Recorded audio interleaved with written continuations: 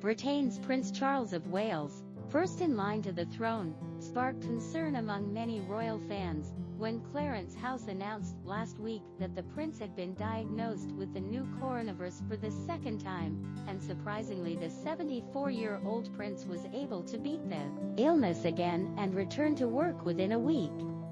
Just a week after the statement at Clarence House, Prince Charles appeared with his sister Princess Anne at St James's Palace in London, where the two core members presented the Anniversary Prize for Higher and Further Education to British universities, on behalf of Queen Elizabeth II, recognition of each other's outstanding achievements and innovations in education over the years. After the official social media accounts of Buckingham Palace and Clarence House posted a message about the prince and princess work, royal fans reacted with excitement, with one of them recovering below the message, "I really can't believe that His Royal Highness has recovered so quickly. It's so lucky."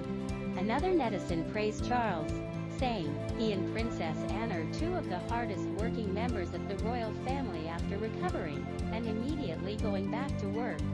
Another netizen jokingly said, "Maybe His Royal Highness has gained experience after his last illness." In March 2020, members of the British royal family began to live in quarantine due to the outbreak of the epidemic, but then the news of Prince Charles was confirmed. With no vaccine and no relevant experience, Charles, then 72 years old, managed to overcome the disease and later shared his feelings when he was ill through the internet and the concerned public, claiming that the disease deprived him of his sense of taste and smell during that time, and made him feel very painful.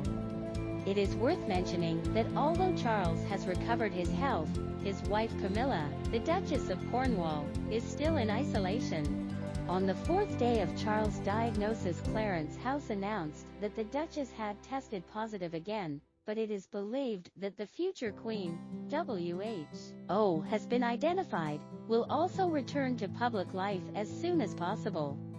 In addition, Charles' mother, Queen Elizabeth II, was lucky enough to avoid contagion, and after raising suspicions last week, when Buckingham Palace confirmed that the Queen had had contact with Charles before his diagnosis, and refused to release the Queen's test results, the Queen has performed her royal duties twice this week, online and in person, meeting with two diplomats and new British officials.